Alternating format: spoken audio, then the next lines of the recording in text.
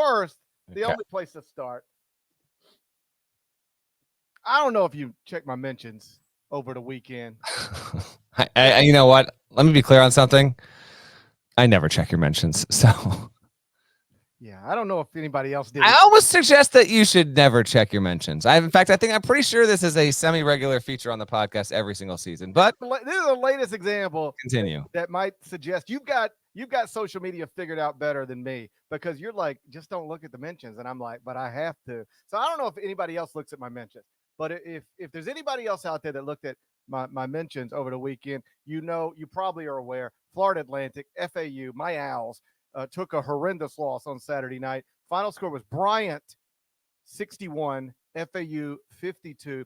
So a school that was named after Big Country Reeves beat the preseason AAC favorite by 9 points after closing as a 22.5-point underdog.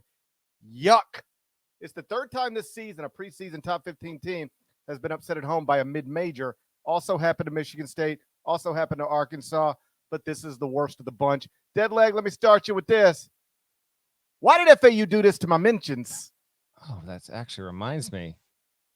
Now I gave you the he gave you the benefit off the top of it, but sorry, I gotta hit you with this right now. I was wrong. That's tough. Why did they do that? I didn't catch. I told them not to do that. Yeah, I think all season saying, "Hey, listen, if I'm going to do what I'm going to do, which is put you in the top 5, you can't do that." Well, Dusty May said, I said, if I do what I'm going to do, you can't do what you can't do that. And then they went out and did it. I had a Saturday night off, and I just sat here just like going, I can't believe these dudes did this to me. Yeah, I had no idea till Sunday morning. I was at the Garden. We'll get to that later, but I did not realize. I can't wait. I thought Saturday was going to be completely nondescript with results. Lo and behold, a team Parrish picked to make the Final Four got beat at home by a team that just hired a new head coach less than a week ago. So, oh my God. Yeah, this is the target everyone talks about. That was Dusty May's quote after the game. FAU's 19-game home win streak is over. This is the kind of game that FAU really didn't even flirt with losing last season, and I mean, we're going to be the first to report this on the pod. That's just not just a seed line loss. That's potentially a 2 seed line loss. Major development. This is a rarity here. FAU might have just taken a 2 seed line loss because, most importantly, that's a home L. Can't be done. Can't be having that, man. Bryant outscored them 35-23 in the second half on their home floor. It's the program's first win over a ranked team in its history, which makes sense because Bryant joined Division I like an hour and a half ago, man. And Phil Martelli Jr., congratulations. You got promoted to full-time status literally earlier this week. So you get the interim tag pulled off, and you rally your guys and respond by going out and getting the biggest win in school history. They had made the tournament before, the NCAA tournament, one time under Jared Grosso. But to go on the road against a team with a 10 next to it in the AP poll and with a 4 next to it because of GP over there, it's obviously it's huge. Brian, by the way, I did run the numbers on this. Bryant shot 35% from the field. It was 27.6% from 3-point range and only shot 69%. Not that nice from the line, but FAU shot 26%. Ay. You know what, though? I'm not going to say this is going to totally recalibrate expectations for FAU on my end. I am interested to see if FAU will drop out of the AP Top 25 on Monday. That being said, I intentionally did not look at your rankings. And if you said it before, I missed it because I was queuing up a little sound button over there. Did you drop Owls out of your rank? I'm guessing you didn't, but where do you have them now as of Sunday? I treat everybody the same. I'm equal opportunity over here. Don't tell me you only dropped them 10 spots when they lost at home to Bryant. That's what I'm telling you. Yeah, that's where independent thinking really puts yourself in a corner, because that's frankly absurd. You still have FAU as a top 15 team when it's played 2 weeks with the home loss to Bryant. Tough scene right there. What I've learned in years past, you're talking like somebody who hasn't been ranking basketball teams every single morning for years and years and years, which I understand because you haven't. So you wouldn't understand. It's called life choices. Oh, buddy. Oh, buddy. You would. So I understand. I understand why you don't understand because you never been through this. You ain't been through it, but I've been through it. And what I learned years ago is that if you start overreacting, or put another way, ranking basketball teams this early based on the quality of the resume, you are going to get into some wildly awkward situations because, for instance, let's say Purdue would have gone out and I don't even remember who Purdue played in the season opener, but let's say Purdue would have gone out and lost its season opener to Samford. Okay. Just like they shot 4% from three and they lost to Samford. Based on the resume, you've got to drop them completely out of the top 25. But like, really?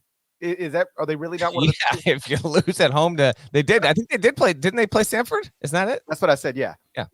But if what's more likely if Purdue would have lost the season opener to Samford, that Purdue isn't one of the 25 best teams in the country, or that Purdue just had an awful night in the opening game of the season that isn't actually a reflection of what it's going to be. What I learned years ago is that more often than not, it is going to be an anomaly, results like this, more so than a sign of things to come. So rather than wildly adjust, like drop people 23 spots for head-scratching early losses before they have enough wins to offset them, the first head-scratching loss you get this early in the season is a 10-spot auto drop. It's the same thing I hit Michigan State with when it lost to James Madison, same thing I hit Arkansas with when it lost to Greensboro, same thing I hit FAU with when I lost to Bryant. And I will listen to an argument if somebody were to say, you know what, that should be a 15-spot auto drop as opposed to a 10-spot auto drop.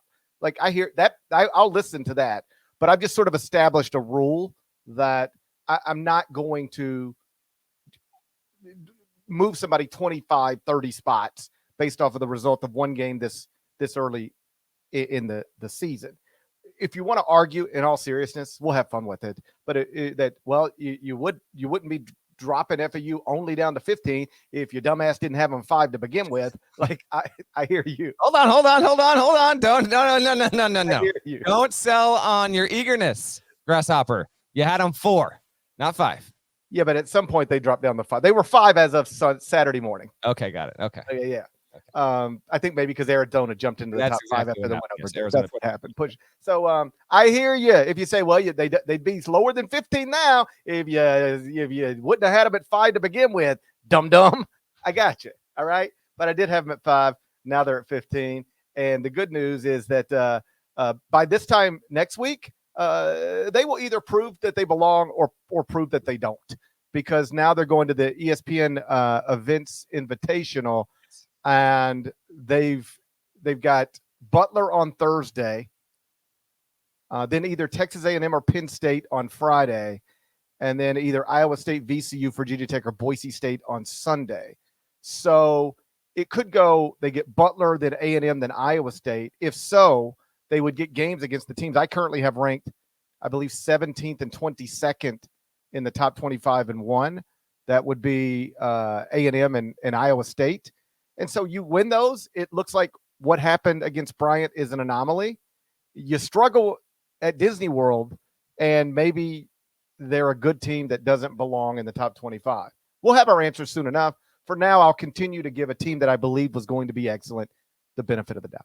I'll wrap this by saying, if you thought and you didn't care to look and you thought, well, Bryant, they've been like semi-decent at that level. Maybe they're just off to a really good start. No, that was Bryant's first win against a Division I opponent this season. Had lost at home to Manhattan and then got taken out at Rutgers and then lost at BU, which is particularly expected to be poor this season. So again, credit to Phil Martelli Jr. That program's actually gone through a lot. Jared Grosso was put on mandatory leave, and then that process extended out for 6 weeks, and then he eventually resigned. But he really, I guess they let him resign in that situation, and they come back and they fly down to FAU, which they did a year ago, and they got beat. They get the win there, and this is an example where Earl Timberlake is on that roster, and Earl Timberlake, if the name rings a bell, it's because he was at Memphis and previously at Miami before that. And occasionally you will get a guy who just for whatever reason doesn't quite hit it at a higher conference level, humbles himself, transfers down, and can really make something of it. Him being involved among some other good players as well might lead to Bryant being an actual factor in the America East alongside the likes of, say, Vermont, which is off to a tremendous start this season and expected to be the favorite in that league. Just a couple more things. This isn't an excuse as much as it's a possible explanation, but it is worth noting that Elijah Martin um, isn't right. He missed a lot of time in the preseason with a foot injury. Clearly set him back. He's not even starting right now. 6'2" guard, he averaged 13.4 points, shot 37.2% from three last season on that Final Four team. Right now, he's only averaging 6.7 points, shooting 25% from three. And three-point shooting has been a notable stat in the three losses suffered by preseason top 15 teams at home. That's the common thread between all of them, which I guess is like on some level just basketball, but still worth noting. Michigan State, preseason top 15 team, 1 of 20 from three when it lost 79-76 to James Madison. That's 5%. Arkansas, preseason top 15 team, lost 78-72 to UNC Greensboro while shooting 17.4% from three, 4 of 23 overall.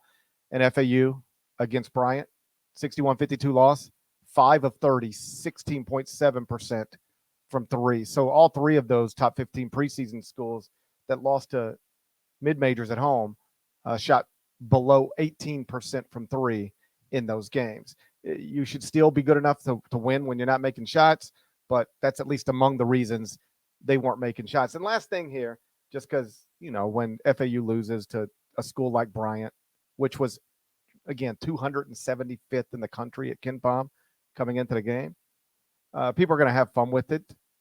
It is, and you referenced this, worth noting, they did not do anything like this at all last season. They played 39 games last season. They beat Tennessee, Kansas State, Memphis, Florida, North Texas, UAB. They had 7 wins over top 50 KenPom teams last season.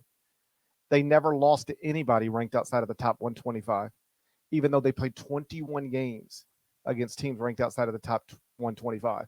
So they were 21-0 in games like this last season. So losing to a team ranked 275 is crazy and way out of character for them. Like I said, they didn't do anything close to this last season at all, not in November, December, January, February, or March. So it was a surprising result. We'll see what it means as the schedule progresses.